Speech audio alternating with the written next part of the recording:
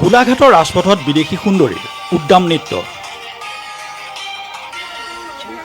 কৃষ্ণ ভক্তিত গদগদ হৈ এইসকল যুৱতী আহিছে ৰাছিয়া, কম্বোডিয়া, স্পেইন আৰু চিলিৰ পৰা।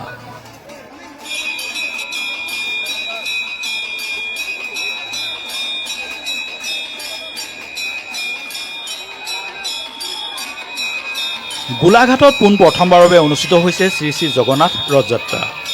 দেশী বিদেশী অসংখ্য ভক্তই ভাগ লৈছে এই ৰথযাত্ৰাত। 28 জুন পৰ্যন্ত চলিব লগা এই ৰথযাত্ৰাত ভক্তসকলৰ মাজত দেখা গৈছে ব্যাপক উৎসাহ।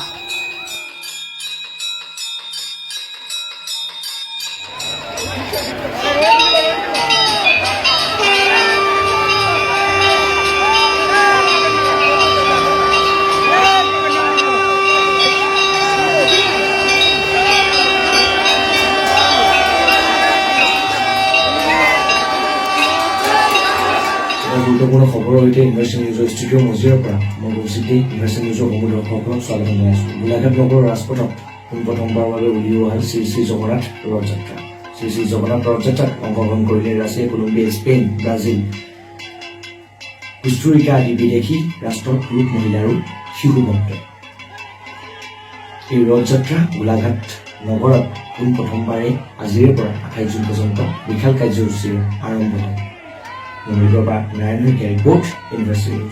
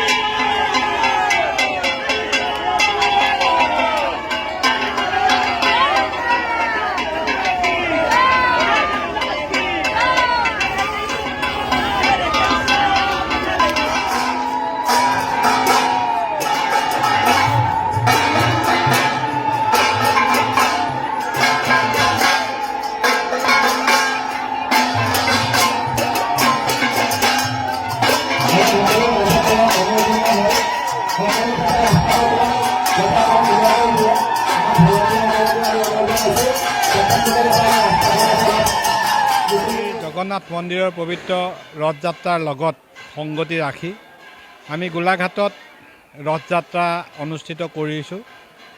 যোৱা 4 জুন তাৰিখে মহাস্নানৰ জৰিয়তে আমাৰ এই প্ৰায় 24 দিনীয়া এই কাৰ্যসূচী 25 দিনীয়া কাৰ্যসূচী আৰম্ভ হৈছিল। আজি বেঙেনাখোৱাৰ সুভাষ নগৰৰ পৰা ইয়ালৈ প্ৰায় 4 কিলোমিটাৰ ৰথযাত্ৰা কৰি আপোনালোকে দেখিছে এই অঞ্চলৰ প্ৰায় 20,000তকৈ অধিক লোকে অংশগ্ৰহণ কৰিছে এই ঐতিহাসিক ৰথযাত্ৰা।